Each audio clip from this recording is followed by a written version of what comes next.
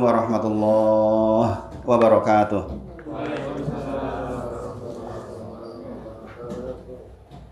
Alhamdulillahi haqqa hamdi nahmaduhu wa nasta'inuhu wa nastaghfiruh wa na'udzu billahi min syururi anfusina wa min sayyiati a'malina may yahdihillahu fala mudilla lahu wa may yudlilhu fala hadiyalah. Asyhadu alla ilaha illallah wa asyhadu anna Muhammadan abduhu wa rasuluh. Allahumma shalli ala sayyidina Muhammad wa ala ali sayyidina Muhammad. Ya ayyuhalladzina amanu taqullaha haqqa tuqatih wa la tamutunna illa wa antum muslimun. Subhanaka la ilma lana illa ma 'allamtana innaka antal alimul hakim. Rabbi shrah li sadri wa yassir li amri wahlul 'uqdatam min lisani yafqahu qawli. Amma ba'd. Jamaah masjid atau mushola Jihadur Rahman yang dirahmati Allah, insyaallah kita bersyukur kepada Allah atas semua nikmat yang Allah titipkan kepada kita, dan kita berdoa kepada Allah mudah-mudahan Allah berikan taufik kepada kita, yaitu izin agar setiap nikmat yang Allah titipkan kepada kita menjadi wasilah untuk kita taat kepada Allah Subhanahu wa taala. Salawat dan salam kita sampaikan kepada junjungan kita Nabi besar Muhammad sallallahu alaihi wasallam. Mudah-mudahan kita termasuk orang yang lisannya selalu basah dengan salawat kepada Nabi Muhammad sallallahu alaihi wasallam, yang dengan itu insya Allah kita menjadi orang yang akan dipilih oleh Allah mendapatkan salah satu syafaat di yaumil akhir kelak insyaallah taala. Kita juga bersyukur kepada Allah, pagi ini Allah perjumpakan kita lagi setelah 2 bulan nggih. Ini termasuk kajian kitab dengan jeda waktu terpanjang yang saya laksanakan. Biasanya kajian kitab seperti ini seminggu sekali. Karena ada banyak kitab yang harus dipelajari sebenarnya. Jadi ketika saya dulu di Mahad, itu mulai dari kitab dasar yaitu kitab akidah, usul salasah, al-qawaidul arba, kemudian kitab tauhid. Untuk akidah ada 3 itu setidaknya. Kemudian dibarengi dengan kitab fikih, yaitu mengatur segala sesuatu terkait dengan ibadah kita. Kemudian kitabul jami yang mengatur agar kita punya adab dan akhlak yang baik.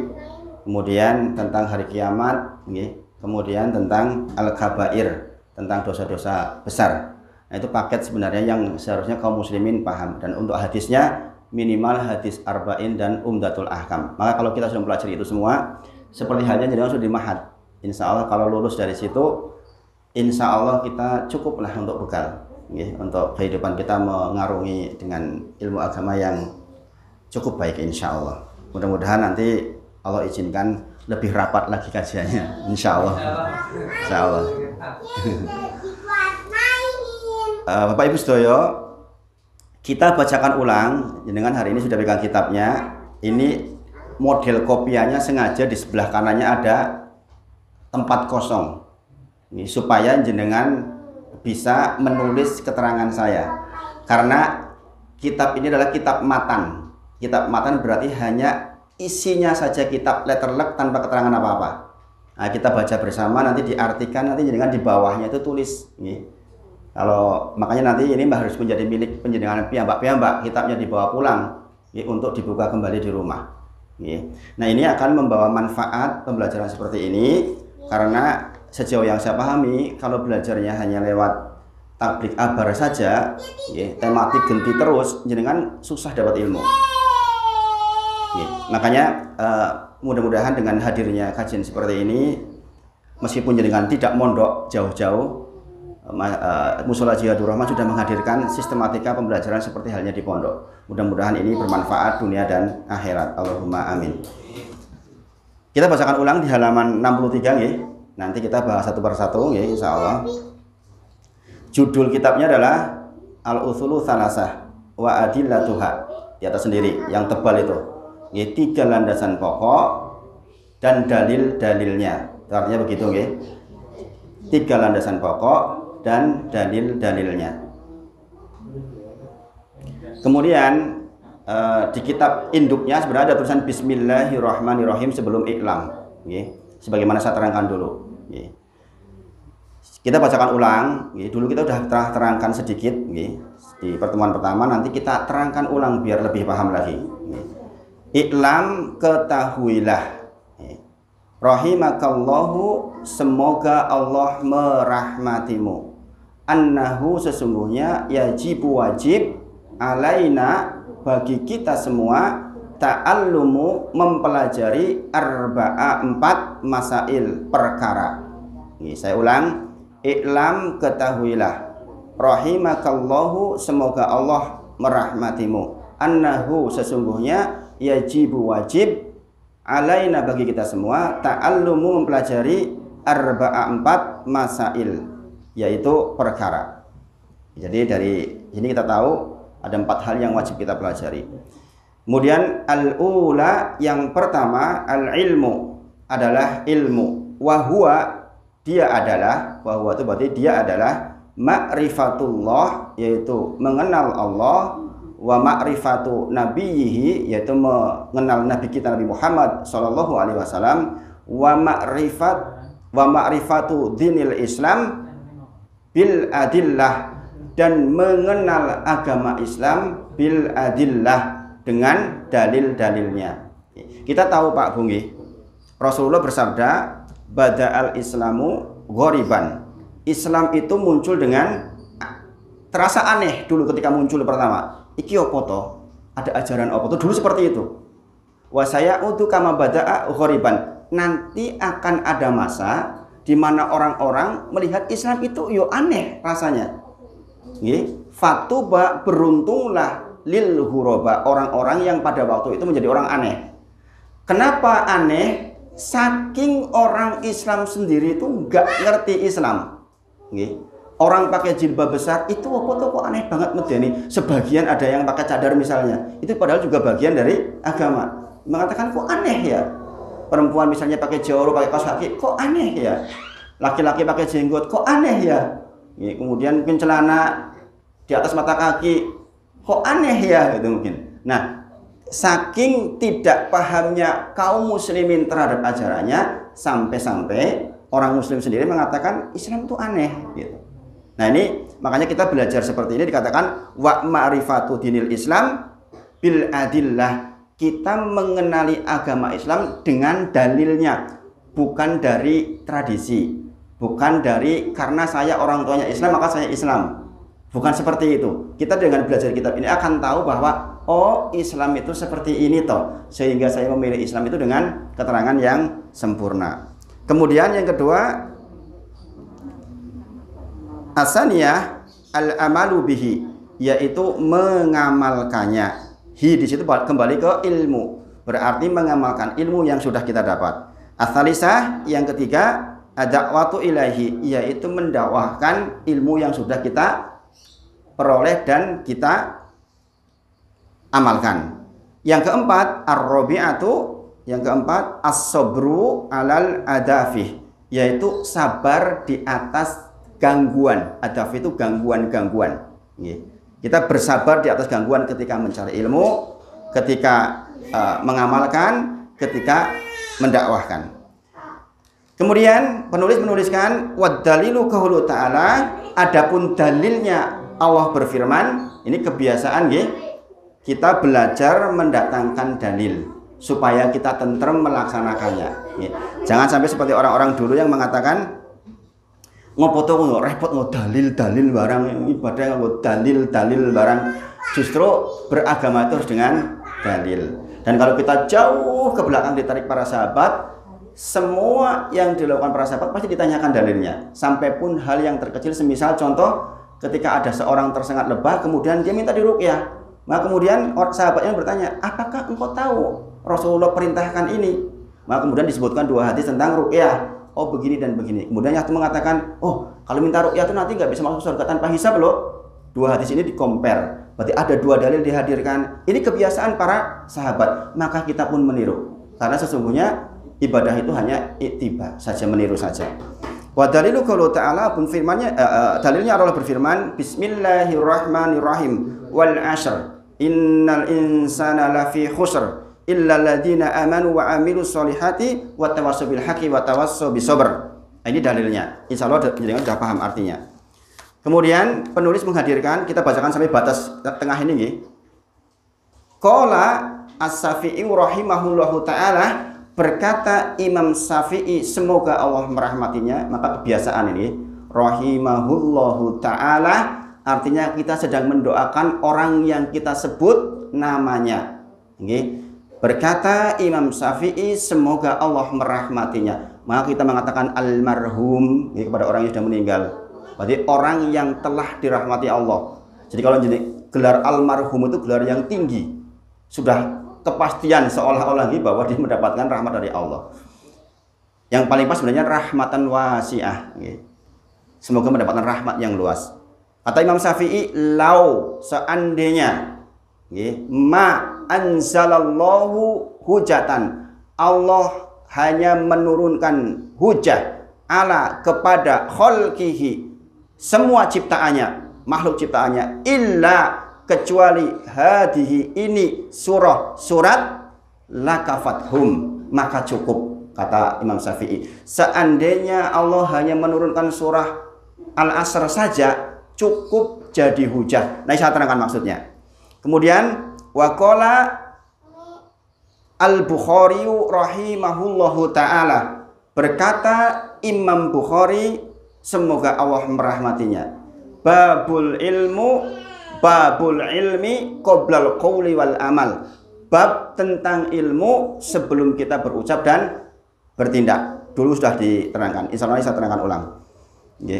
Kemudian apa dalilnya bab tentang ilmu sebelum kita berucap dan bertindak? Fa'lam annahu, ketahuilah annahu sesungguhnya la ilaha illallah, bahwa akulah Allah satu-satunya zat yang disembah, dimintai ampun. Wastaghfir li dzambik, setelah kita mengenal Allah baru kita meminta ampun kepada Allah. Ojo ujuk-ujuk minta ampun, nggak ngerti yang dimintai ampun itu siapa. Ini surah Muhammad ayat ke-19. Fabada'a bil ilmi qoblal qawli wal amal. Demikianlah dimulai, fabada'a dimulai bil ilmi dengan ilmu, qobla sebelum, qawli berkata, wal amal dan tindakan. Nah, kita bahas hari ini insya Allah secara rinci. Meskipun dulu sudah dibahas, insya Allah kita bahas lebih rinci lagi sekarang, supaya punya pemahaman yang baik. Tentang bismillahirrahmanirrahim dulu sudah dibahas, tadi sudah dibuka juga dengan bismillahirrahmanirrahim. Fungsinya adalah untuk, masih ingat, tabaruk wal isti'anah, untuk tabaruk mencari barokah dan meminta pertolongan kepada Allah. Adapun dalilnya adalah diantaranya surah An-Naml ayat ke-30. Innahu min Sulaimana wa innahu bismillahirrahmanirrahim. Sesungguhnya surat ini dari Sulaiman yang isinya dengan nama Allah yang Maha Pengasih Maha Penyayang. Surat An-Naml ayat ke-30. Saya cepat karena ini sudah yang dulu saya ulangi. Kemudian Rasulullah juga mengirim surat kepada Hiraql Adimi Rum, rajanya Rum, dengan bismillahirrahmanirrahim min Muhammad. Ini dari Muhammad, Nabi dan Rasulnya Allah, kepada Hiraqlius. Kemudian kita tahu Al-Quran dimulai dengan bismillahirrahmanirrahim. Apa manfaatnya? Iktiba. Hatta sampai pun hal sekecil ini agama itu tiru saja. Tiru saja. Jangan kita membuat hal-hal yang baru yang tidak jelas dalilnya, khawatir tertolak. Man amila amalan laisa alaihi amruna fahuwa radun. Barang siapa melakukan sebuah amal laisa alaihi amruna, tidak ada tuntunan atas ibadah itu, fahuwa radun, maka tertolak. Untuk apa kita capek-capek? Yang sunnah saja sangat banyak belum dilakukan. Zikir pagi, zikir petang, jangan-jangan juga belum. Saya katakan kalau jamaah sudah rajin zikir pagi, zikir petang, top. Nanti akan dipandu oleh Allah untuk mudah dibukakan ilmu. Jadi di antara langkah pertama jenengan membuka kaidah ilmu, rajin-rajinlah zikir pagi dan zikir petang. Mas, oke banget ya zikir pagi, zikir petang setengah jam. Ya memang segitu. Sambil masak bisa, pagi-pagi sambil nyapu di depan rumah bisa, kalau sudah hafal. Kalau belum hafal ya bawa catatan. Mertua saya ngapal zikir pagi, zikir petang setahun. Sambil nyapu dibaca, sambil baca, lama-lama hafal. Istri saya juga mungkin 3 bulan. Terus baca terus, hafal sendiri. Anak-anak saya juga, alhamdulillah. Nih, kalau kita sudah zikir pagi, zikir petang, insya Allah Pak, insya Allah. Ini hanya bisa diterangkan oleh orang yang sudah merasakan. Akan dibawakan pintu-pintu yang lebar terkait dengan dunia ini, insya Allah, dan akhirat. Nah, itu tentang bismillahirrahmanirrahim. Kemudian iklam, ketahuilah, berarti perintah untuk belajar. Sekali lagi, rahimakallahu, kebiasaan saling mendoakan. Sekali lagi saya ingatkan, antar sesama jamaah di list didoakan. Jenengan punya sholat malam 11 rakaat, sujud pertama jenengan untuk keimanan, keislaman diri sendiri. Sujud kedua jenengan doakan istri anak-anak. Sujud ketiga nanti doakan saudara-saudara dari pihak istri. Sujud keempat dari saudara-saudara dari pihak suami. Sujud kelima kemudian tetangga terdekat atau saudara terdekat lagi. Keenam kemudian jamaah saling mendoakan. Siapa lagi kalau nggak saling mendoakan di antara kita, siapa lagi Pak? Kita ngarep-ngarep siapa? Betul di dalam hadisnya adalah anak yang soleh. Tetapi doa kaum muslimin yang lain terhadap panjenengan juga makbul. Makbul, ini penting, ini saya katakan penting agar apa? Erat hatinya. Bukan hanya ketika ketemu seperti ini, tapi di rumah jenengan sholat ingat juga tetangga. Makanya saya termasuk orang yang kalau berdoa tuh di list. Saya tulis Pak doa itu, biar nggak lupa, biar teratur. Bukankah kita tahu di antara waktu terbaik untuk berdoa adalah di kala sujud dengan bahasa Arab. Kalau nggak bisa bahasa Arab, kalau sujud jangan dilafaz, cukup di hati.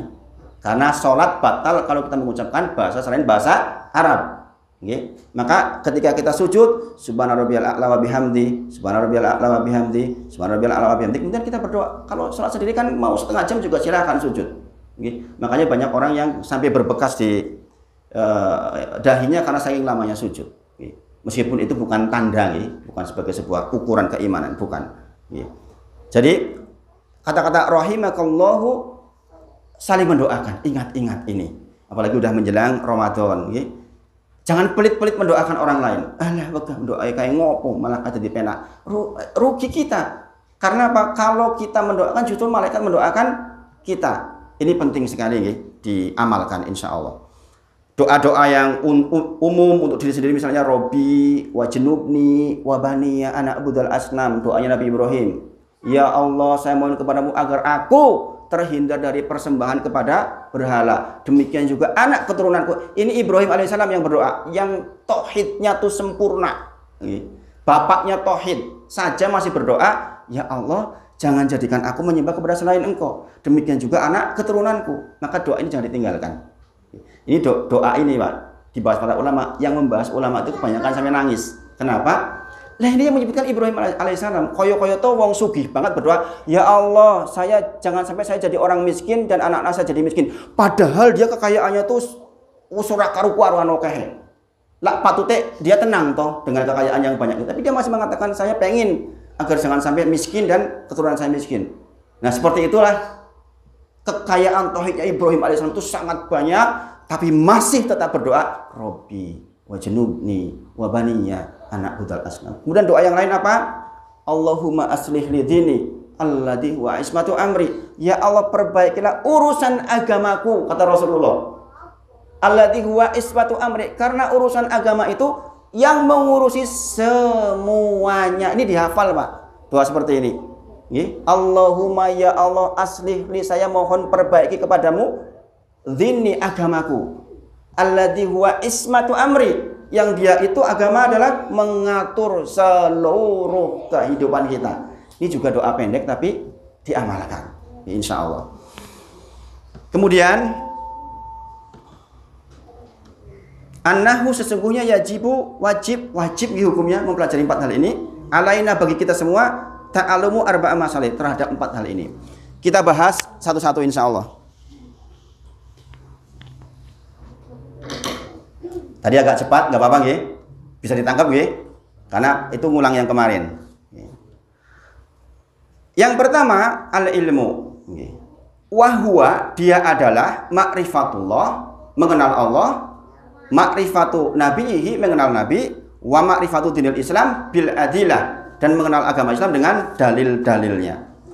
Kita pelajari yang pertama tentang ilmu,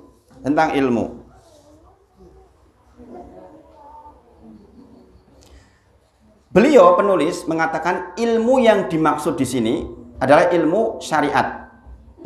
Tetapi karena Islam tidak hanya mengatur syariat saja, Islam juga sangat memerlukan terkait dengan dunia. Maka di dalam kitab syarahnya, kitab penjelasnya itu diterangkan tentang ilmu dunia dan ilmu syariat. Tapi fokus kita nanti kepada ilmu syariat. Apa keutamaan mencari ilmu? Tolabul ilmi faridotun ala kulli muslimin. Mencari ilmu itu wajib bagi setiap muslimin. Maka menyempatkan seperti ini bukanlah sebuah pekerjaan yang sia-sia. Kemudian yang perlu diinstal pertama kali kepada diri kita terkait dengan ilmu, ketahuilah bahwa mencari ilmu seperti ini adalah juga bagian dari ibadah itu sendiri. Mudeng orang mudeng, paham nggak paham, bagian ini mencarinya ini adalah ibadah tersendiri yang Allah sangat cinta terhadap hal itu. Mungkin ada yang berpikir, kita aku semangat ping telu ping papat rapat yo mudeng. Jenengan sudah dapat pahala atas hal itu. Jenengan sudah menggugurkan kewajiban sebagai seorang muslim mencari ilmu. Masya Allah, alhamdulillah. Mushola Jihadur Rahman memfasilitasi seperti ini. Bapak-bapak berkumpul, ibu berkumpul, masya Allah. Ini harus sangat disyukuri di saat mungkin sebagian orang lagi melakukan hal yang lain yang juga mungkin bermanfaat. Kebanyakan minggu kan sepedaan gitu. Dengan mungkin aku kudunya sepedaan ini malah ngaji gitu. Tapi ketahuilah, ngaji sendiri malah adalah sebuah ibadah yang agung di sisi Allah. Kemudian persaksian Allah atas dirinya Maha Esa, Pak Bu, itu disejajarkan dengan persaksian orang-orang yang berilmu. Jenengan bisa lihat, jenengan tulis ini di dalam surah Ali Imran ayat 18. Surah Ali Imran ayat 18 menginformasikan kepada kita tentang bahwa persaksian orang yang berilmu, persaksian para malaikat atas keesaan Allah. Penting gak nih bersaksi Allah Esa? Penting sekali. Ini bagian terpenting di dalam kehidupan kita yang kemudian memproduksi la ilaha illallah. Yang dengan la ilaha illallah itu kita punya potensi untuk masuk surganya Allah walaupun mungkin kita banyak dosa. Penting nggak? Penting gak? Ini bagian terpenting, bagian tauhid. Kata Allah, syahidallahu annahu la ilaha illa huwa wal malaikah. Wa ulul ilmi qa'iman bil qis. Kata Allah, Allah bersaksi atas keesaan dirinya, demikian juga para malaikat dan orang-orang yang berilmu di antara kita yang menegakkan keadilan. Surah Ali Imran ayat ke-18. Artinya apa? Dengan jenengan berilmu, dengan kita berilmu, persaksian kita atas keesaan Allah itu diakui oleh Allah. Masya Allah. Masya Allah. Mungkin kalau jenengan nggak belajar, hal seperti ini akan lewat, nggak ngerti sampai kita meninggal. Makanya beruntung sekali kita belajar. Kemudian di antara keistimewaan ilmu, menika satu-satunya yang Allah perintahkan minta tambahan atas nabinya adalah ilmu. Dulu udah pernah saya singgung. Di mana itu? Di dalam surah Toha ayat ke-114. Wa qur rabbi zidni ilma. Doa anak-anak kita insya Allah. Jadi di dalam surah Toha ayat 114 dikatakan, wahai Nabi Muhammad, mintalah tambahan ilmu. Rasulullah di Al-Quran nggak disuruh minta tambahan anak, tambahan harta, tambahan yang lain-lain, tambahan rumah, tambahan mobil, enggak. Tapi disuruh minta tambah ilmu. Makanya pantas Rasulullah bersabda, man yuridillahu bi khairan yufaqihu fidin. Sing sinten kemawon Allah hendaki kebaikan atas dirinya, Allah akan pahamkan persoalan agamanya, belum yang lain-lain.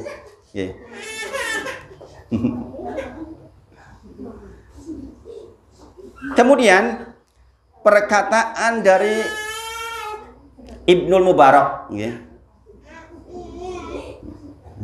sakit ya.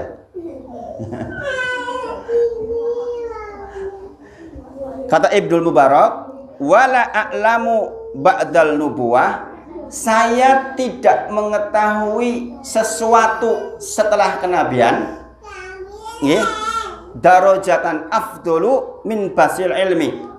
Kata Ibnu Mubarak, saya tidak mengetahui sesuatu yang lebih afdol, yang lebih baik ba'da nubuwah, setelah kenabian. Kan sudah nggak ada nabi lagi, sudah nggak ada nabi lagi. dibandingkan dengan orang yang mencari ilmu dan mengajarkannya. Masya Allah. Maka kita di sini mencari ilmu. Semoga Allah izinkan kepada kita bisa mengajarkannya kepada keluarga kita, kepada orang terdekat kita, yang dengan demikian kita menjadi golongan orang yang mempunyai amal yang afdol di antara sekian banyak amal. Sekarang pertanyaannya, ilmu apa? Tadi saya sebutkan, kita tidak hanya berkebutuhan terhadap ilmu syariat saja, tapi juga terkait dengan ilmu dunia. Maka di dalam syarahnya dikatakan, ilmu dunia, Bapak Ibu semuanya, itu dibagi menjadi 3.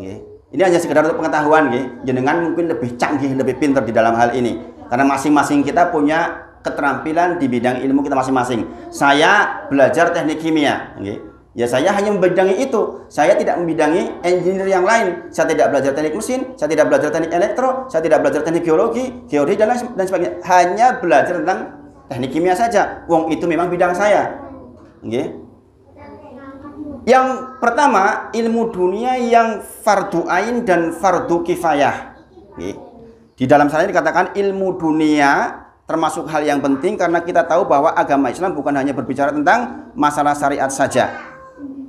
Contoh, kita butuh ilmu kedokteran, kita butuh ilmu politik, kita butuh ilmu yang terkait dengan peperangan, persenjataan, teknologi, dan lainnya. Maka umat Islam pun sangat berkebutuhan dengan ini. Jika ada orang yang ditunjuk oleh penguasa untuk mempelajari ilmu tertentu, maka wajib ain buat dia. Jadi gini Pak, kalau jenengan ngobrol sama orang-orang yang di Arab Saudi misalnya, yang pendidikan itu gratis, disediakan oleh negara, maka ada orang-orang yang diseleksi untuk belajar ilmu tertentu.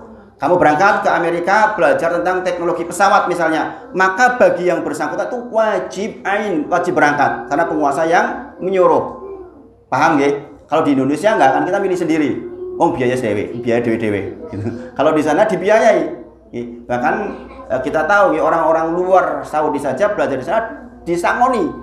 Kakaknya yang di Hakim misalnya, teman-teman yang sampai ke Madinah itu malah dapat bayaran 4 juta sebulan. Belajar, difasilitasi, diberi tempat tinggal, malah dibayar. Maka di Saudi itu ada orang-orang yang disuruh untuk pelajari hal-hal tertentu terkait ilmu yang penting buat negara. Maka bagi yang bersangkutan itu wajib ain. Nah, adapun kemudian ilmu itu sudah ada yang pelajari, bagi yang lain jadi wajib kifayah, fardu kifayah. Yang kalau sudah ada orang lain yang melakukan, it's okay, nggak masalah. Seperti halnya dengan sholat, sholat jenazah. Kalau sudah ada yang menyolati, bagi jenengan fardu kifayah. Ning yojo terus prasolat lah, kepentingannya untuk jenengan piyambak. Jenengan datang ke mayit untuk memberikan penghormatan terakhir, disolati dapat 1 kirot. Kalau jenengan pergi sampai ke kuburan mengantar, dapat 2 kirot. Sayangnya saya sering melihat Pak, di sini pun di Jogja masih banyak orang datang ke layatan hanya duduk-duduk, bahkan ngerokok-ngerokok. Lah kata-kata penghormatan terakhirnya terus di mana? Makanya saya termasuk yang sangat mendorong ke beberapa wilayah, dan di tempat saya alhamdulillah sudah, kalau ada layatan itu begitu ada orang yang dianggap bisa ngimami, 5 orang, 10 orang, datang lagi misalnya siapa yang dianggap jadi imam masjid, ngimami, sehingga mayit itu dapat sholat banyak. Jangan sampai kita datang ke sana hanya nongkrong saja, lah terus ngopo, hak mayit atas kita adalah disolati. Semakin banyak yang nyolati, semakin baik posisi dia insya Allah. Apalagi ibu-ibunya nih jarang banget yang sholat. Saya termasuk yang memberikan contoh, kalau datang dengan keluarga, istri, anak-anak, laki-laki perempuan, saya ajak sholat semuanya. Waktu awal-awal dikatakan ini aneh banget gitu. Tapi ya itulah, menjadi aneh karena tidak paham. Maka mulai hari ini monggo kalau ada kematian, jenengan hadir ke layatan, pastikan jenengan nyolati. Pastikan jenengan nyolati. Baik bapak-bapak maupun ibu-ibu. Itu fardu kifayah. Kemudian ada ilmu dunia yang sifatnya mubah, yaitu secara umum ilmu yang bermanfaat. Secara umum ilmu yang bermanfaat itu hukumnya mubah. Kemudian ada yang haram. Ini tentang ilmu dunia yang haram, tolong perhatikan. Contoh ilmu-ilmu yang terkait dengan ilmu judi. Bapak Ibu semuanya, di zaman yang sedahsyat ini sekarang teknologi, Judi itu nggak kayak dulu nih, pakai kartu kelihatan nih. Sekarang aplikasi-aplikasi yang ditawarkan tiap hari sesungguhnya tidaklah beda dengan perjudian. Yang terakhir yang ditangkap ada seseorang nih, yang katanya super kaya. Jangan tahu informasinya nih. Yang aplikasi itu ternyata judi online. Nih. Ilmu seperti itu nggak perlu, haram kita pelajari. Promosinya memang menakjubkan sekali. Saya 1 bulan di belakang saya tuh ada mobil BMW, 1 bulan saja hanya dengan investasi 1 juta, 1,5 juta. Kalau kita nggak berilmu tuh ngeri banget itu. Banyak yang terjebak. Sekarang diancam 20 tahun penjara, naudzubillah. Semua asetnya diambil dan dimiskinkan. Sombongnya luar biasa, Tuhan aja nggak bisa miskinin saya katanya. Tuhan aja nggak bisa miskinin saya. Itu naudzubillah. Ilmu judi, ilmu meramal. Man atakahinan au arofan. Barang siapa yang datang ke dukun atau tukang ramal, kemudian sodak Nabi Mayakul, kemudian dia membenarkan apa kata-katanya, sholatnya nggak kepake 40 hari, Pak Bu. Apalagi kita ikut-ikutan mempelajari. Apalagi di zaman seperti sekarang ini yang media sosial itu sedemikian dahsyat. Ketika kemarin ada isu wayang, kemudian ada dukun-dukun yang kemudian memberikan kesaksian, luar biasa Pak. Di zaman seperti sekarang itu orang seperti itu aja berani tampil. Kalau anak-anak kita nggak dibekali akidah, naudzubillah, neraka jahanam, naudzubillah. Karena di antara syirik akbar adalah datang ke dukun, mempercayai dukun, itu syirik akbar, syirik besar. Yang jikalau kita mati membawa keyakinan itu, di neraka jahanam hum fiha khalidun, selama-lamanya di sana nggak bisa keluar. Naudzubillah min dzalik. Maka hal-hal seperti ini harus dipahami. Sekali lagi, ilmu dunia terbagi menjadi 3, yaitu fardu ain, fardu kifayah, mubah dan haram. Maka kita harus paham ini. Nah, kita tidak akan bahas itu lebih dalam karena bahasan kita terkait dengan ilmu syariat. Pun demikian ilmu syariat, Bapak Ibu semuanya. Ini saya terlalu cepat nggak? Nggak, masih bisa ditangkap nggih? Saya sering dikenal oleh orang katanya Pak Wahid banter banget ngomong. Tapi masih ditangkap nggih? Kalau Mas nggak bisa ditangkap, saya perlambat. Ini saya jadi ingat waktu masih kecil, bapak saya itu sering bilang, "Kowe iki mulutnya di sini, otaknya sudah di sana." Sering diingatkan sama bapak. "Oh, nek ngomong aja koyo dioyak-oyak di ngopo gitu, kucing." Mudah-mudahan saya berusaha dengan kalam yang jelas, mudah-mudahan ya, meskipun cepat, karena saya berharap jenengan segera dapat 2 bulan masalahnya, selangnya. Ya nanti insya Allah mudah-mudahan bisa diatur ulang ya, supaya lebih dekat ya. Tidak selak lali rosasi. Ilmu syariat, ilmu agama yang pertama adalah fardu ain, wajib buat setiap kita mempelajari ilmu itu, fardu ain. Apa contohnya? Atau definisinya? Ilmu yang setiap kita kaum muslimin wajib paham adalah ilmu-ilmu yang dengan ilmu itu tegak agama kita. Saya dipahami. Ilmu yang dengan ilmu itu tegak agama kita. Contoh. Syarat sahnya sholat wajib buat kita tahu. Karena jenengan nggak bisa mewakilkan sholat kepada orang lain. Sangat dipahami ya? Berarti tentang syarat-syarat sholat fardu ain. Tata cara wudhu fardu ain. Tata cara sholat dari takbiratul ihram sampai salam fardu ain. Gak bisa kita wakilkan. Kurang ngerti rapopo kok aku sholat ya mutiru-tiru konco. Kurang ngerti. Itu gak boleh. Fardu ain baik untuk setiap kaum muslimin. Tentang zakat fardu ain. Karena itu rukun Islam ya kita. Ilmu-ilmu yang terkait dengan rukun Islam, terkait dengan rukun iman menjadi fardu ain buat kita. Tentang syahadat, nanti kita akan belajar tentang syahadat. Kita akan belajar tentang mengenal agama dengan bil adilah nanti di bab kedua. Apa sih arti syahadat? Kita mengucapkan asyhadu alla ilaha illallah. Konsekuensinya apa? Ngomong seperti itu. Kita harus tahu. Wa asyhadu anna Muhammadan Rasulullah. Kita harus tahu ketika kita mengucapkan saya bersaksi bahwa Muhammad utusan Allah, ada 4 konsekuensinya. Itu fardu ain kita tahu. Kalau kita nggak tahu, lah terus gimana kita mengucapkan itu? Bukankah Abu Lahab, Abu Jahal dulu nggak mau mengucapkan ini karena tahu konsekuensinya? Karena tahu konsekuensinya dia nggak mau ngomong. Karena nanti setelah itu, saya harus patuh sama Muhammad diantaranya. Saya harus membenarkan apa yang disampaikan Muhammad. Nggak mau saya. Nah, ini konsekuensi atas asyhadu alla ilaha illallah wa asyhadu anna Muhammadan Rasulullah. Ini perlu dipelajari. Fardu ain buat kita. Kita nggak bisa wakilkan ke orang lain. Maka sekali lagi, thalabul ilmi fardhatun ala kulli muslimin. Menyempatkan seperti ini, membuang waktu 1 jam, itu bukan hal yang sia-sia. Karena ini memang kewajiban kita, bukan kewajiban siapa-siapa. Semua ilmu yang terkait dengan rukun Islam menjadi fardu ain. Maka mulai hari ini dengan pelajari, jangan-jangan, saya punya harta banyak banget, ternyata ada zakat mal. Banyak orang yang mengerti zakat di dalam rukun Islam itu zakat fitrah loh Pak Bu.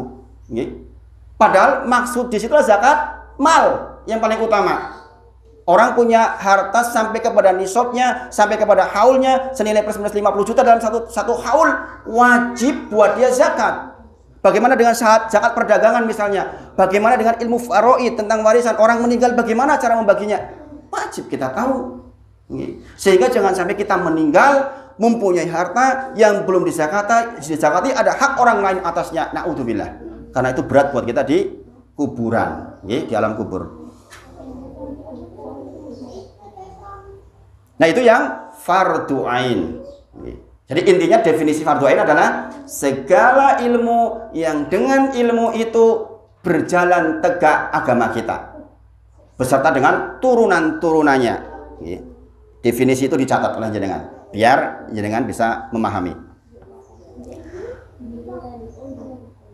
Begitu banyak orang yang mempelajari lompat, rukun-rukun dasarnya tidak dipelajari, kemudian lompat. Contoh misalnya masalah pernikahan lah. Seorang laki-laki muda bangi mengatakan cerai, tak balik ke punya omah bapakmu, karena dia belum belajar apakah kata-katanya itu punya efek terhadap perceraian atau tidak. Dia langsung bicara tentang poligami misalnya, rukun nikah, tentang syarat nikah, tentang aturan nikah, belum selesai dia udah bicara poligami. Na'udzubillah. Ini ibu-ibu komplain nanti ya, Mas sampean piye sholatnya sih berantakan ya, ngomong poligami. Kemudian ada ilmu yang sifatnya fardu kifayah. Di dalam syarahnya dikatakan ilmu-ilmu tertentu yang harus diketahui oleh sebagian orang. Contohnya adalah ilmu tentang usul fikih. Kalau fikih kita wajib tahu, tapi kalau usul fikih maka tidak wajib buat kita, fardu kifayah. Kemudian mustalah hadis, kemudian tafsir. Tidak semua kita harus tahu. Cukup para mufasir, orang-orang yang menjadi ulama, yang mempelajari lebih dalam terkait dengan itu, kita tinggal ikut. Kita tinggal ikut. Karena ada kaifiyah, ada kaidah-kaidah yang harus dipenuhi seseorang untuk menjadi mufasir misalnya. Ilmu-ilmu yang menyertai, ilmu alat yang menyertai, tidak setiap kita punya kesempatan. Kemudian yang ketiga adalah sunnah atau mustahab. Contohnya saya orang teknik kimia belajar tentang agama itu mustahab, silahkan. Sunnah boleh, silahkan. Kemudian sesungguhnya inna ulama itu warasatul anbiya. Pertanyaannya, apa yang diwariskan? Wala dinaran au dirhaman. Bukan dinar atau bukan uang maksudnya, tetapi yang diwariskan ilmu. Maka ketika kita belajar seperti ini, sesungguhnya kita sedang mewarisi apa yang Rasulullah dan para anbiya tinggalkan. Mulia sekali saya sampaikan satu hadis terkait dengan ini. Bapak Ibu Sedoyo, tolong ini diperhatikan. Ini hadis kedua di hadis Arba'in. Di dalam kitab hadis Arba'in ada 42 hadis. Sebaiknya kaum muslimin kenal dengan 42 hadis ini. Nek muslimin mengaku muslim kok 42 hadis ini saja gak pernah baca, gak pernah kenal, na'udzubillah, karena itu dasar-dasar agama kita. Makanya kitab pertama di pondok-pondok yang dipelajari adalah kitab yang paling sederhana terkait dengan hadis, adalah kitab hadis Arba'in, yang hanya 42 itu saja. 42 saja. Anak-anak kita sudah hafal insya Allah. Saya kemarin waktu Azizah pulang ke rumah, saya cek, sudah hafal aja? Sudah. Berapa? 42. Saya cek, bisa, alhamdulillah. Kita orang tuanya, kalau laku tidak hafal, minimal pernah baca. Maka di antara kajian yang saya katakan wajibkanlah di masjid adalah kitab hadis arba'in. Sebelum kitab-kitab yang lain seperti Bulughul Maram dan lain-lainnya besar-besar. Ya apalagi Sahih Bukhari, Sahih Muslim, kita yang kecil-kecil. Sahih tentang hadis arba'in dulu saja. Di hadis kedua dikatakan, bainama nahnu julusun inda Rasulillah sallallahu alaihi wasallam data yaumin, suatu hari kami sedang duduk bersama Rasulullah, kata Umar bin Khattab. Ittala'a alaina rajulun syadidu bayadi siyab. Kemudian tiba-tiba datang kepada kami seorang laki-laki yang bajunya sangat putih. Wasyadidu sawadu sa'ar, yang rambutnya sangat hitam. Kemudian la yura alai asaru safar, raketok yang wong iki bar bepergian jauh. Kalau zaman dulu bepergian jauh tentu saja rambutnya kotor, bajunya enggak putih lagi, ngawo onta. Zaman sekarang saja naik bis mungkin ya kusut nggih. Wala ya'rifu minna ahadun, tetapi kami semua yang duduk di situ enggak kenal ini orang siapa. Kan yo aneh. Dudu wong ato, tetapi kami enggak kenal. Hatta jalasa ila Nabi sallallahu alaihi wasallam, kemudian dia duduk di depan Nabi Muhammad sallallahu alaihi wasallam. Fa asnada rukbataihi ila rukbataihi, dia mendekatkan lututnya kepada lutut Nabi. Ini kaedah orang belajar. Semakin dekat dengan penyampai semakin baik. Meskipun zaman sekarang ada mic nih, ada speaker, sing penting krungu. Tapi kalau zaman dulu semakin dekat semakin baik. Kemudian wa wada'a kaffai ila fakhidaihi, kemudian meletakkan efek-efek tangannya ke lutut Nabi. Faqala, kemudian orang ini berkata, ya Muhammad, manggilnya enggak Rasulullah. Lebih aneh lagi, ini wong sopo to iki gitu. Ya Muhammad, akhbirni anil Islam, kabarkan kepadaku tentang Islam. Maka kemudian Rasul menjawab, al-Islamu, Islam itu antashhada ala ilaha illallah wa anna Muhammadar Rasulullah wa tuqima shalah wa tu'tiya zakah wa tasawma Ramadan wa tahujjal baita in istata'ta ila sabila. Apa itu? Rukun Islam. Mungkin jangan bertanya-tanya, rukun Islam itu wong dalile. Ini tadi barusan saya sebutkan di hadis Jibril namanya. Tadi laki-laki itu Jibril alaihissalam sedang menyamar jadi seorang laki-laki. Kemudian Jibril mengatakan sodakta, benar. Coba jenengan tanya kepada seseorang menjawab, kemudian orang itu mengatakan benar. Berarti orang itu sudah tahu belum? Sudah tahu nggih? Koyo-koyo tuh ngetes lah itu. Nggih, sudah tahu. Sodakta. Maka orang itu mengatakan fa'ajibnalah, menakjubkan sekali. Engkau yang bertanya, engkau yang membenarkan. Kemudian fa'ahbirni anil iman, kabarkan kepadaku tentang iman, kata orang itu. Maka Rasulullah menjawab, al-iman antu'minu billahi wa malaikatihi wa kutubihi wa rusulihi wal yaumil akhir antu'mina bil qadari khairihi wasyarih. Apa itu? Rukun iman. Kalau jangan ditanya rukun iman dalilnya di mana? Ini barusan saya sebutkan. Inilah pentingnya belajar. Sodakta, betul, kata orang ini lagi. Ahbirni anil ihsan, kabarkan kepadaku tentang ihsan. Maka Rasulullah menjawab, anta budallaha ka'annaka tarahu fa illam takun tarahu fa innahu yarak. Kata Rasulullah, engkau beribadah seolah-olah engkau melihat Allah. Fa illam takun tarahu, jikalau engkau tidak melihat Allah, ketahuilah Allah melihat kita. Ini derajat agama kita, Pak. Setiap orang bisa jadi muslim dengan asyhadu alla ilaha illallah, tapi belum tentu menjadi mukmin. Setingkat lebih tinggi lagi. Setingkat lebih tinggi lagi apa? Ihsan, yaitu orang yang selalu merasa diawasi hidupnya oleh Allah. Kata para ulama, silahkan jenengan berbuat jahat kalau jenengan bisa menemukan sebuah tempat yang di tempat itu jenengan merasa Allah nggak lihat jenengan. Ada nggak tempatnya? Nggak ada. Ini ihsan. Maka Islam dan iman itu dipandu oleh ihsan ini. Orangnya namanya muhsin, orang yang sangat baik. Orang-orang seperti ini yang kita cari menjadi teman. Oke. Di zaman yang serba banyak sekali waktu kita bisa keambil untuk hal-hal yang nggak perlu, ingatlah cari orang-orang muhsin, yaitu orang-orang yang kalau kita lihat mengingatkan kita tentang akhirat. Waktu kita sedikit, Pak. Saya katakan kalau jenengan sudah berumur 40 tahun lewat, yakin semuanya saya mengatakan sudah mulai datang banyak penyakit, ya enggak? Sing pegel-pegel, bangun sudah enggak enak di pinggang, enggak kayak dulu umur 30. Berarti kita sudah deket. Wis maghrib kita itu. Al-Quran mengatakan orang dikatakan tua itu 35 tahun, Pak. Kalau jenengan 35 tahun masih merasa muda, Al-Quran mengatakan 35 tahun sudah tua. Banyak orang yang hadir ke kita dengan 45 tahun, 44 tahun sudah meninggal. Barusan hari kemarin teman SMA saya meninggal kemarin. 2 hari yang lalu teman kampus juga meninggal, 46, 47. Banyak sekarang yang di bawah 50 sudah meninggal. Kalau kita sudah 45, 50 kok isi rasional agama mau kemana kita? Isi ebrek, muter-muter ke sana kemari. Hilang waktu kita. Maka kita kalau menjadi orang yang ihsan. Orang yang selalu merasa dilihat oleh Allah. Kemudian orang ini mengatakan ahbirni anis sa'ah. Kabarkan kepadaku tentang sa'ah, tentang hari kiamat. Maka Rasulullah menjawab, yang ditanya nggak lebih tahu dari yang ditanya. Nah yang terakhir Rasulullah menyampaikan, wahai Umar, at-tadri manis sa'il. Ini poin yang ingin saya sampaikan. Wahai Umar, kamu tahu siapa tadi yang bertanya tentang itu?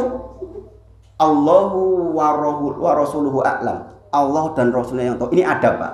Kalau jenengan ditanya bab agama, jangan sampai jawab kalau nggak yakin benar. Karena Umar saja ditanya Allahu wa rasuluhu a'lam. Allah dan Rasulnya yang tahu. Jangan sekali-kali kita menjawab tanpa dalil maksudnya. Kemudian Rasulullah menjawab, innahu Jibril, sesungguhnya tadi adalah Jibril, atakum yu'alimukum dinakum, datang kepada kalian untuk mengajarkan agama kalian. Apa yang ingin saya sampaikan dari hadis ini, Bapak Ibu semuanya? Ditemukan 2 makhluknya Allah yang paling mulia dari kalangan malaikat, sayyidnya malaikat, yaitu malaikat Jibril, malaikat termulia, malaikat yang didekatkan, malakun muqarrabun. Ditemukan dengan dari golongan manusia, yaitu Nabi Muhammad, Sayyidul Basar, pemimpin para manusia. Apa yang dibahas? Islam, iman, ihsan, sebagaimana dibahas di kitab ini. Adakah lagi yang lebih mulia dari pembahasan ini? Enggak ada, Pak. Karena 2 makhluknya Allah yang paling mulia ditemukan saja dalam rangka belajar ini, bukan yang lain-lain. Maka bagi kita yang sudah lewat 40, pastikan setiap obrolan kita, omongan kita dengan tetangga, pastikan ada unsur ini. Jangan sampai sia-siakan waktu berjalan tanpa makna. Jam berapa sekarang, Pak? Jam 7.40. 40. Masih cukup waktunya, nggih?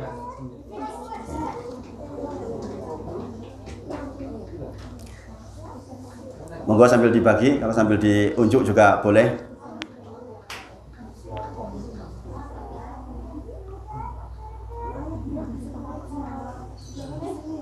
Saya ambil airnya. Monggo Bu, Pak.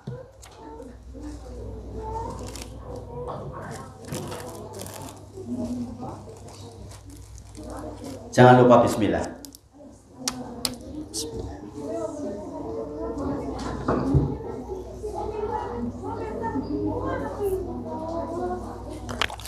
Sampai jam berapa, Pak? Sampai jam 8. Baik, sambil diunjuk kita lanjutkan. Tidak mengurangi konsentrasi kita, bismillah. Bapak Ibu semuanya, di antara ibadah di dalam agama kita adalah ibadah khauf namanya. Nanti kita akan belajar jenis-jenis ibadah. Di kitab ini juga ada 15 jenis ibadah yang secara khusus dibahas. Di antaranya ada al-khauf, rasa takut. Pastikan rasa takut kita hanya kepada Allah. Dan di dalam surah Fatir ayat ke-28 dikatakan innama yakhshallahu min ibadihil ulama. Kata Allah, yang bisa punya rasa takut kepadaku itu ulama. Apa definisi ulama? Orang yang berilmu. Sekali lagi, innama yakhshallahu min ibadihil ulama. Surah Fatir ayat ke-28. Di antara hamba-hambaku yang takut kepadaku adalah para ulama, orang yang mengetahui. Saya kasih ilustrasi. Jenengan lewat sebuah tempat, Jenengan nggak tahu di tempat itu bahwa di situ tuh ada macan yang besar, ada macan tutul atau apapun yang menakutkan. Jenengan nggak tahu, lewat saja jenengan, ya nggak? Tapi ketika jenengan punya pengetahuan, dibekali pengetahuan, nang kono kene jembatan iki biasanya ono macan loh, sok nerekam orang, jenengan kan takut, ya nggak? Demikian juga di dalam agama. Jenengan akan menjadi orang yang takut kepada Allah. Yang takut itu adalah ibadah. Al-khauf itu adalah ibadah. At-tawakkul itu ibadah. Maka tawakal hanya kepada Allah, takut hanya kepada Allah. Nanti akan kita bahas tentang definisi tawakal, definisi al-khauf, definisi rohbah, kita akan bahas. Maka ketahuilah, innama yakhshallahu min ibadihil ulama, di antara hamba-hambaku yang bisa takut kepadaku adalah para ulama, yaitu orang-orang yang mengetahui. Itulah mengapa kita belajar seperti ini, Pak. Yang dengan belajar kita akan punya rasa takut kepada Allah, takut yang memang seharusnya kita takut. Kemudian khairun nas anfa'uhum linnas. Ayat ini, dalil ini, Nabi bersabda ini, sebaik-baik manusia ada yang paling banyak manfaat bagi orang lain, agar kita berilmu, maksudnya. Agar kita berilmu. Seseorang yang punya manfaat bagi orang lain adalah orang-orang yang berilmu. Bagaimana mungkin kalau kita nggak berilmu bisa bermanfaat? Contoh, tetangga kita krannya rusak. Kita punya ilmu tentang betulin keran, kan bermanfaat, ya enggak? Satu contoh, kemuliaan seseorang yang berilmu dan yang tidak berilmu. Saya dulu udah pernah ceritakan. Ada seseorang datang kepada ahli ibadah. Ahli ibadah, bukan orang alim. Wong rajin ibadah, ning rapatio ngerti jane ibadah piye. Kan ada nih orang-orang yang rajin banget ibadah, ning ora ilmu. Maka kemudian orang ini datang, saya Pak sudah membunuh 99 orang. Dia bertanya kepada ahli ibadah, adakah saya masih bisa diampuni? Kata ahli ibadah apa? Gimana diampuni, saya saja yang ibadah ini belum tentu diterima, apalagi kamu yang bunuh 99 orang. Orang ini pun ngamuk, ya wis tak genepisan gue. Jadi 100. Ya enggak? Kemudian di tengah keputusasaannya dia berjalan dan dia temui seorang alim. Orang yang berilmu. Apa pertanyaannya? Sama pertanyaannya, saya membunuh 100 orang, Pak Yai. Apakah ada kesempatan bagi saya untuk diampuni oleh Allah? Maka orang ini menjawab, jangan lagi kok bunuh 100 orang. Engkau datang kepada Allah dengan sepenuh langit dan bumi dengan dosa-dosamu. Kalau kau punya la ilaha illallah, maka masih mungkin diampuni. Ini dipelajari di kitab Tauhid di bab 3. Nanti kalau jangan belajar bab tauhid, membahas tentang khusus tentang dalil ini, bahwa orang yang punya la ilaha illallah murni, kholison min kolbi, benar-benar la ilaha illallahnya, maka sebanyak apapun dosanya berpotensi diampuni, asal bukan dosa syirik. Orang mati dalam kondisi dia habis berzina, mungkin diampuni? Mungkin. Orang meninggal ketika dia mencuri, tembak Pak polisi meninggal, apakah mungkin diampuni? Mungkin. Tidak dengan syirik.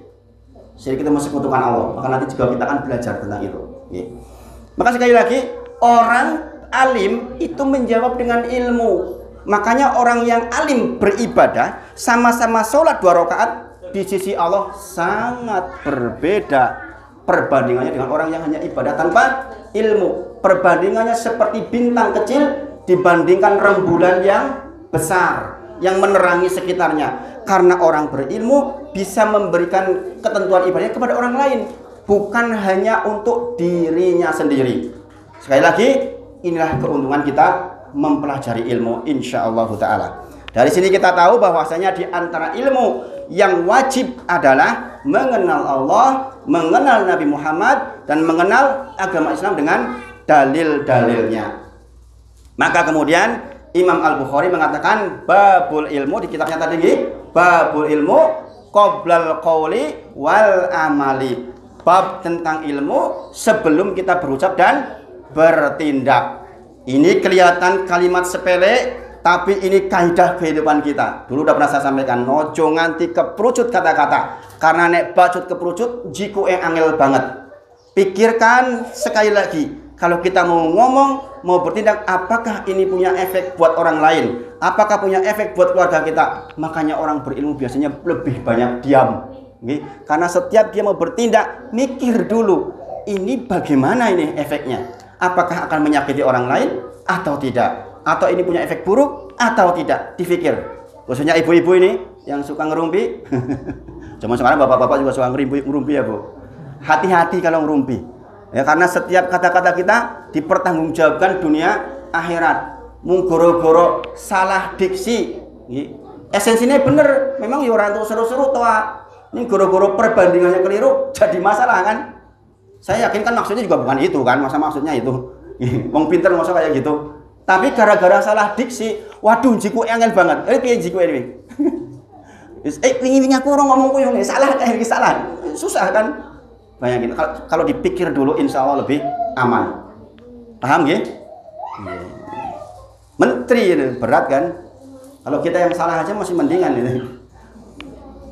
Kemudian bagian yang kedua, insya Allah kita sampai bagian kedua hari ini, yaitu wal amalu bihi. Setelah kita punya ilmu, maka kita mengamalkannya. Konsekuensi atas ilmu adalah mengamalkan. Pak.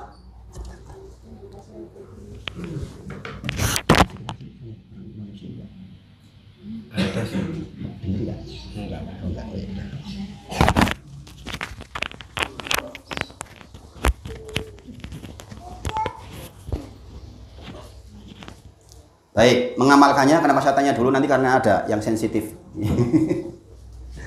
Ini terkait dengan tafsir suratul Fatihah.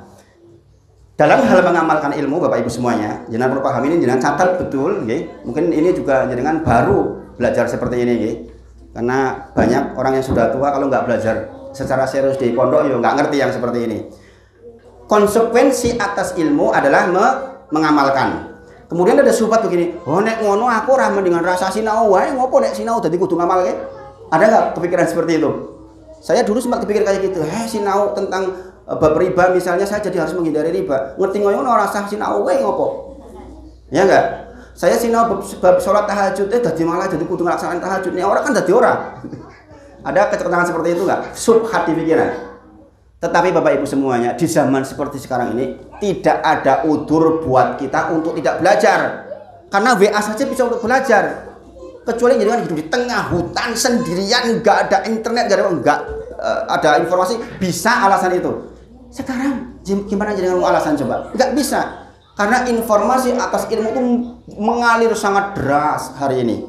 Oke? Maka kita tidak punya pilihan kecuali dengan belajar. Sudah hadir seperti ini pembelajaran, kan bisa berangkat bisa tidak, pilihan. Maka suatu ketika nanti jadi nggak tahu, lo dulu kan di Jihadul Rahman sudah ada pelajarannya, kan jadi masalah, ya enggak? Nah, maka konsekuensi atas ilmu sekali lagi mengamalkan. Di dalam hal mengamalkan, sesungguhnya kita sangat akrab dengan apa yang kita lakukan sehari-hari. Ini bagian penting Bapak Ibu semuanya. Jenengan setiap hari membaca suratul Fatihah setidaknya 17 kali sehari di dalam sholat jenengan sesuai dengan jumlah rakaat sholat wajib jenengan, ya enggak? Mas aku sholatnya 14 rakaat. Jadi perbaiki, harus 17. Syukur-syukur tambah sunah-sunahnya. Syukur-syukur tambah sunah-sunahnya. Sudah ngaji rawatibnya ditambah. Tahajudnya ya 11 tenan. Nggih. Kepeksa ning minimal sak durunge sare jenengan witir, jangan sampai berangkat sholat, berangkat tidur belum witir. Saya termasuk yang mengamalkan sebelum tidur witirnya. Khawatir nanti malam nggak bangun, tangi-tangi wis subuh misalnya, ya jadi masalah. Maka witir dulu sebelum kita tidur. Ya. Nanti malam tinggal nambah 2 rakaat terserah. Ya. Jumlahnya berapa? Nggak ada batas sebenarnya. Tapi Rasulullah laksanakan setidaknya 11. Alhamdulillahi Rabbil Alamin. Apa itu? Segala puji bagi Allah. Pujian. Ar-Rahmanir Rahim. Pujian. Maliki Yaumiddin. Pujian lagi. Artinya itu nggih. Bapak Ibu semuanya, kalau jenengan mempelajari perbandingan agama, jenengan akan tahu orang-orang di luar sana mengatakan begini. Tuh orang Islam sampai hari ini masih mengucapkan ihdinas siratal mustaqim, masih cari jalan yang lurus, nggak ketemu katanya.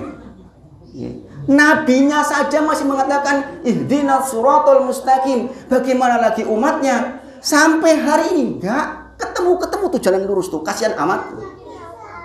Bayangin, Kalau jenengan ketemu misionaris yang mengatakan itu jenengan nggak punya ilmu, bener juga ya. Kok mesake banget awake dhewe. Dalan lulus urung ketemu njaluk terus pendak tino ting pitulas. Kan jadi masalah, ya enggak? Coba jenengan lihat tuh di debat antara mu'alaf dan murtadin, ya. Sekarang begitu banyak channel-channel seperti itu yang mendatangkan murtadin odong-odong.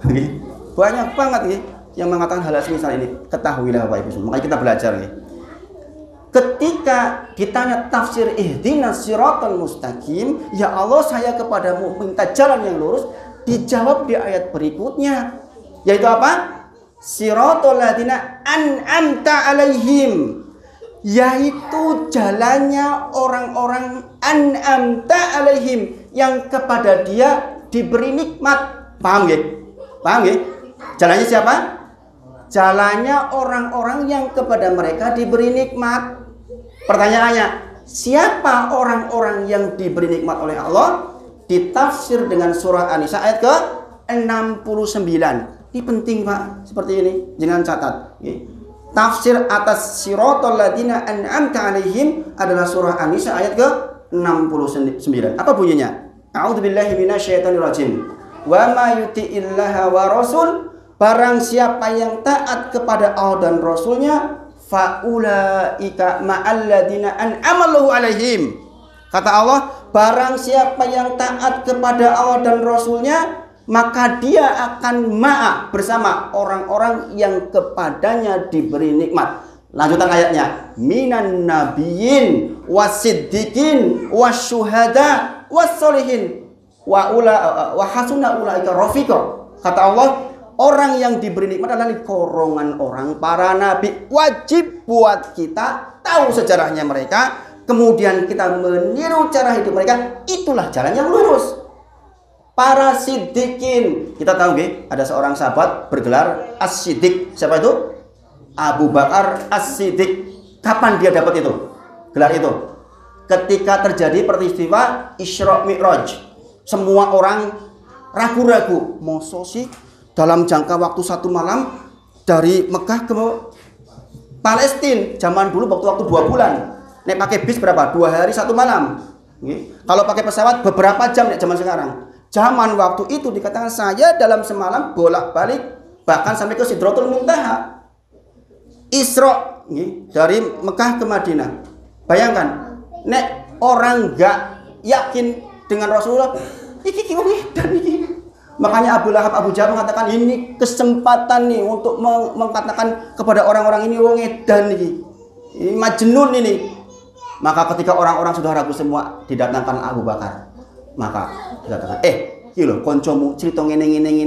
Apa jawaban Abu Bakar? Seandainya Muhammad mengatakan di belakang bukit itu ada barisan orang-orang yang akan menyerang kita, kok nggak terbukti? Saya tetap percaya sama Muhammad sallallahu alaihi wasallam. Makanya dia dapat gelar Siddiq yang membenarkan. Dan di antara orang-orang yang dikatakan oleh Allah, ihdinas siratal mustaqim, siratal ladzina an'amta alaihim adalah as-siddiqin. Orang-orang yang membenarkan, orang-orang yang jujur betul, para siddiqin. Kemudian wasyuhada, orang-orang yang berjuang di jalan Allah. Zaman sekarang saya kira sulit karena nggak ada perang. Kemudian wassolihin, orang-orang yang solih. Maka Bapak Ibu semuanya, jikalau kita mengucapkan ihdinas siratal mustaqim, sebenarnya secara tersirat perintah dari Allah agar kita tuh berteman dengan orang-orang soleh. Makanya sampai hari ini saya masih ngaji Pak. Saya ketemu dengan Pak Sumadi di Masjid Abdurrahman bin Auf. Guru-guru saya dulu ketika saya di Mahat banyak di sana. Sampai hari ini saya masih masih ngaji. Kenapa? Saya juga berkebutuhan dengan ngaji. Meskipun bisa hafal dalile, tapi sekali lagi ngaji itu sendiri adalah ibadah tersendiri. Dan saya ingin berteman dengan orang-orang yang soleh. Seorang sahabat bertanya kepada Rasulullah, ya Rasulullah, sesungguhnya kehidupan kita di dunia ini dan di akhirat sudah ditentukan oleh Allah. Gini Bang, nanti kita akan belajar di hadis arba'in tentang itu, tentang takdir. Bahwa wahid di neraka atau di surga sudah jelas, sudah ditulis di Lauh Mahfud, tidak dirubah, sudah diangkat pena sampai hari kiamat, enggak berubah. Berarti saya di neraka atau di surga, Allah udah tahu belum? Sudah tahu. Jenengan di surga atau di neraka, Allah udah tahu belum? Sudah tahu. Pertanyaannya sekarang, ngopo awake dhewe ngamal. Ya enggak? Wong wis jelas kok. Surga atau neraka itu sudah jelas ditulis sama Allah. Lah ngopo kita amal? Ya enggak? Maka kemudian Rasulullah mengatakan, setiap orang akan dimudahkan menjalani mendekati takdirnya. Sudah bisa ditangkap belum sampai di sini? Setiap orang dimudahkan oleh Allah untuk menapaki takdirnya. Maka Rasulullah berpesan, dekat-dekatlah dengan orang soleh. Saya dipahami? Nek dekat wong soleh berarti yo mbok menawa takdir kita surga. Sederhana, sesederhana itu Pak. Karena kita nggak tahu kita di surga atau di neraka, maka karena Allah takdirkan kita supaya mendekat kepada takdir, kita usahanya Pak mendekat kepada jalan menuju surga. Itu maksudnya. Sesederhana itu dalam hal masalah takdir. Nah, berarti kita harus mencontoh 4 orang ini supaya kita mendapatkan siratal ladzina an'amta alaihim. Ya enggak? Paham sampai di sini nggih? Wajiblah buat kita memahami sejarah para nabi, menirunya, para sahabat menirunya, orang-orang syuhada semangatnya, kemudian orang-orang soleh yang didoakan di setiap atahiyat kita. Kalau kita jadi orang soleh kan kita didoakan di atahiyat kita oleh setiap orang yang sholat, ya kan? Kita beruntung sekali, masya Allah. Kita juga wudu, juga doanya minta jadi orang yang soleh, masya Allah. Cari orang-orang soleh itu, jadikan teman. Di sisa waktu umur kita, pilihlah teman soleh, Pak. Jangan membuat kita tuh jauh dari agama. Cari teman-teman yang membuat kita dekat dengan agama. Karena waktu kita tinggal sedikit. 15 tahun ki rasui, Pak. Yang jenengan sekali 45 dikasih 60, 15 tahun tuh nggak lama. Nggak lama. Anak saya sekarang yang paling gede udah 16 tahun. Kayak ini bibingi 16 tahun. Nggak lama waktu kita. Alangkah hemat-hematnya. Nyetel video, klik semenit, klik 2 menit. Video ini, habis waktu kita Pak. Nggak baca Quran, nggak zikir, nggak tambah ilmu, nggak baca hadis, ruginya luar biasa. Makanya sisa umur kita mohon kepada Allah, ziyadatan li fi kulli khair, tambahan kebaikan. Nah, poin terkait dengan mengamalkannya adalah ihdinas siratal mustaqim, siratal ladzina an'amta alaihim ghairil maghdubi alaihim waladdallin. Ini terkait dengan amal tuh ini. Bahwa Allah ternyata mensifati dan memurkai ada golongan yang al-maghdub alaihim. Siapa dia? Ditanyakan kepada Rasulullah. Ya Rasulullah, siapa toh al-maghdub alaihim? Rasulullah menjawab siapa? Al-Yahud. Adalah orang-orang Yahudi. Apa sifatnya? Sifatnya adalah orang-orang yang diberi ilmu tapi nggak mau mengamalkan. Ini ciri-cirinya orang Yahudi. Kita tahu Pak, hari ini pesawat yang bikin siapa? Mereka. Segala sesuatu di dunia ini yang hebat-hebat sekarang, banyak diantaranya mereka yang menguasai hari ini. Karena memang Allah turunkan kepada mereka ilmu. Wong pinter-pinter, nabi-nabi itu banyak, sebagian besar dari mereka. Tapi nabi ini dipateni. Bayangin, nabi kok dipateni pripun itu? Jadi mereka itu adalah orang-orang yang disifati punya banyak ilmu tapi nggak mau mengamalkan. Contoh, sampean ojo njiku iwak dino setuyo. Allah perintahkan seperti itu. Maka apa yang dilakukan? Dia ngakali. Iya, saya Sabtu nggak ngambil. Jumat saya pasang jala-jala. Minggu saya ambil. Podo dino setu njiku. Paham ya? Mereka adalah orang-orang yang mengakal-akali ilmu agar nggak dilaksanakan. Contoh, nek urung 40 roh, atau misalnya nisabnya emas misalnya 50 juta, ya kan, biar nggak sampai haul 1 tahun. Wis bulan ke-11 ben ora zakat, saya tak tumbaske gelang disi, tak tumbaske opo disi, sing penting ora tekan haulnya 12 bulan. Jadi saya nggak ketuntut untuk zakat. Ini ngakali zakat ini. Dan mereka lah ciri orang-orang Yahudi dan dimurkai. Al-maghdub alaihim adalah orang-orang yang dimurkai oleh Allah, yaitu golongan dari orang-orang Yahudi yang sifatnya adalah punya ilmu, nggak mau mengamalkan. Maka kalau jenengan sudah tahu ilmu tentang sholat, tentang tahajud, tentang sedekah, tentang silaturahmi, kok jenengan sengojo-ngojo, aku mau kok ngopo silaturahmi kalau kayak kok nyebai, itu masalah, itu Yahudi sifatnya begitu. Saya dipahami bagi. Kemudian Rasul ditanya, siapa ad-dallin? Siapakah orang-orang yang zalim itu? Rasulullah menjawab, an-nasara. Ini tadi saya bertanya ke Pak Sumati. Ini suara sampai keluar apa enggak? Saya khawatir menyinggung. Ini kan di dalam saja nggih. An-nasara, orang-orang Nasrani. Apa sifatnya? Mereka adalah orang-orang yang beribadahnya rajin luar biasa dengan ilmu kasih sayang dan sebagainya, tapi tanpa ilmu. Orang yang tersesat, makanya ad-dhalin itu orang yang tersesat. Orang yang rajin beribadah, ning ra ngerti ibadah iki jane kepiye. Bayangkan saking rajinnya nganti ra gelem bojo sing lanang. Piye? Yang terjadi apa? Terjadilah penyimpangan-penyimpangan di tempat mereka beribadah. Ya enggak? Pernah dengar? Nggih, bahwa mereka tidak nikah? Pernah dengar nggih? Bayangkan, saking pengennya ibadah, rajin banget ibadah, ning ra nganggo ilmu. Artinya Pak Bu, kalau hari ini kita beribadah, rajin beribadah, ning enggak ngerti ilmunya, koyo-koyo towong adolin, orang-orang yang tersesat. Makanya sekarang begitu banyak ibadah-ibadah baru yang enggak ada dalilnya. Padahal dalilnya apa? Man amila amalan. Barang siapa yang mengamalkan sebuah amalan, laisa alaihi amruna, tidak ada perintah, tidak ada aturan tentang ibadah itu, fahuwa raddun, itu tertolak. Sangat dipahami sampai di sini nggih? Jadi di dalam bab mengamalkan ada 3 golongan, yaitu golongan kaum muslimin, orang-orang yang berilmu dan melaksanakan ilmunya, orang-orang al-maghdub, yaitu orang-orang yang berilmu tapi enggak mengamalkan ilmunya, kemudian ad-dhalin adalah orang-orang yang beribadah rajin tanpa ilmu. Kalau jenengan sekarang lihat di video-video tentang perbandingan agama itu, akan tahu betapa tidak berilmunya mereka. Dulu saya bertanya-tanya, masa sih nggak berilmu? Mereka banyak yang dokter, mereka banyak yang profesor, tapi lihatlah kenyataannya di masyarakat. Kalau jenengan lihat video-videonya orang-orang yang jadi murtadin itu, oh saya melihat orang pakai kolor, tapi kemudian dia menolong saya, itu gimana? Betapa tidak berilmunya mereka. Alhamdulillah kita termasuk yang dipilih oleh Allah untuk bisa menjadi orang muslim yang insya Allah menjadi golongan yang pertama. Nah itu yang disampaikan pada pagi hari ini, insya Allah sampai bab mengamalkannya. Insya Allah di pertemuan berikutnya kita akan belajar tentang mendakwahkannya dengan dalil-dalilnya. Kemudian kita bersabar di atasnya juga dengan dalil-dalilnya.